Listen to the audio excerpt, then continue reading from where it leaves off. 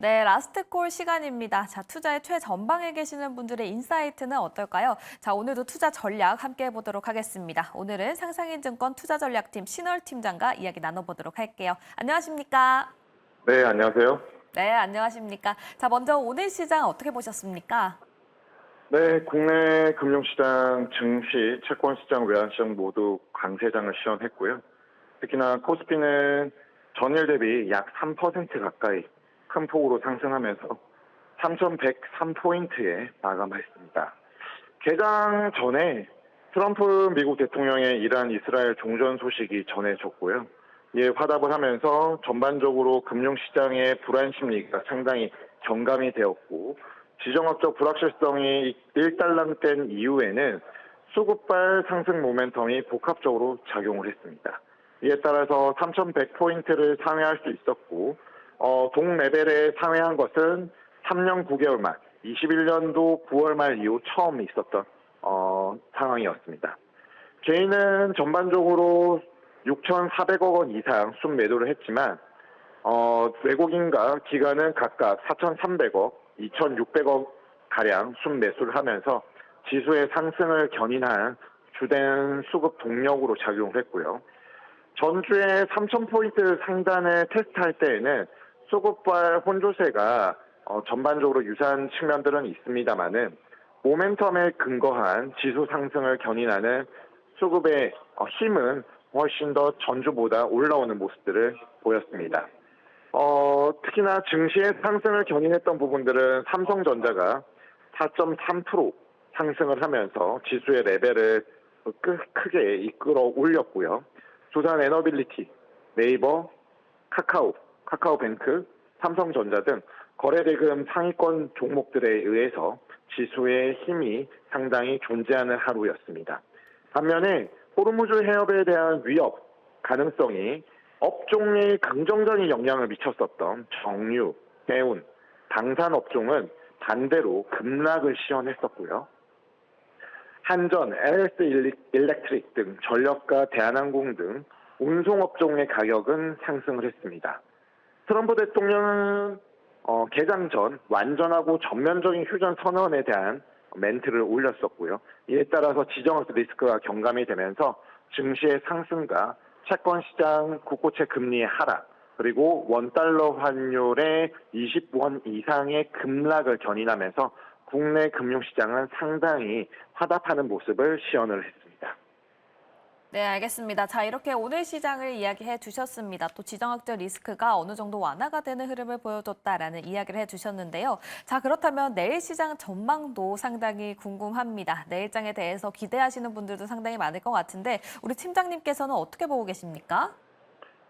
네, 큰 틀에서 말씀드리자면은 시장 참가자들의 증시에 대한 기대 수익률에 대한 상향 조정, 기대감이 상당히 확산되어 있는 흐름이 이어질 것으로 보여집니다.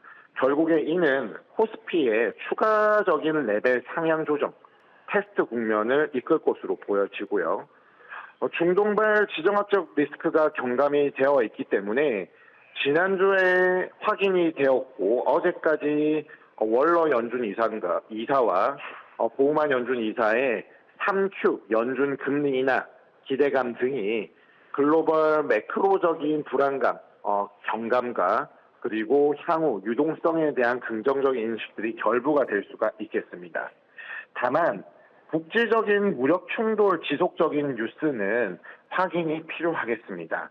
금융시장에 있어서 긍정적인 투자 심리, 특히나 위험자산 선호 현상을 견인했었던 이러한 흐름들은 국제적인 무역 충돌 뉴스에 의해서 노이즈로 작용할 수가 있겠고요. 이에 따라서 트럼프 미국 대통령은 이스라엘과 이란 양국에 대한 경고를 상당히 즉각적으로 내놓고 있는 상황에 있습니다. 휴전 협정이 이루어졌지만 이를 양국이 위반하지 않도록 압박을 행사하고 있는 상황에 있는데요.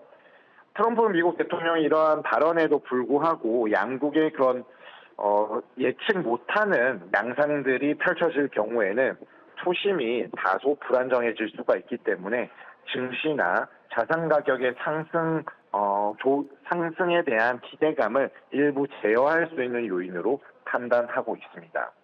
4월 미 연준 의장은 하원 출석과 발언을 대기하고 있습니다. 월러 연준 이사와 보우만 연준 이사 등이 3Q의 금리 인하 가능성을 타진하는 발언 등은 이번 의회 증언에 있어서도 금리 인하 가능성 타진을 할 수 있는 주된 요인으로 작용할 수 있겠는데요.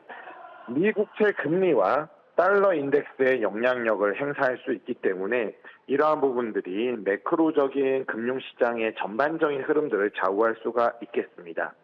독일의 기업환경지수는 26개월 만에 최고치를 기록을 했습니다. 유로존에 있어서도 재정정책과 향후 지정학적 리스크에 대한 부담감이 경감이 되면서 긍정적인 흐름들, 특히 증시에서 나타날 수가 있겠는데요.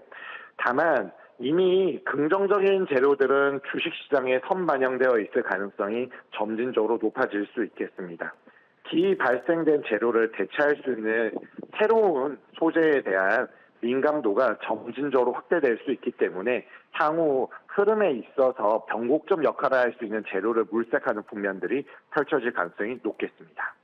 네, 알겠습니다. 자, 이렇게 내일장 전망에 대해서도 이야기를 해주셨습니다. 일단 지수에 대해서 개인들의 기대감이 상당히 올라가고 있다라는 점을 말씀해 주셨고요. 또 국제적인 무역 충돌에 대한 이슈는 지속적인 체크가 필요하다라는 부분 함께 체크를 해주셨습니다. 또 파월 미 연준 의장의 출석과 발언을 대기하고 있는 만큼 앞으로 그곳에서 금리 인하에 대한 발언이 어떻게 나와주는지 그 이슈에 대해서도 굉장히 중요하다라는 이야기를 함께 해주셨으니까요. 이 부분 참고해 보시면서 내일 투자 이어나가 보시면 좋을 것 같습니다. 자, 이렇게 라스트콜 상상인증권 투자전략팀 신월 팀장님과 함께 해봤습니다. 감사합니다.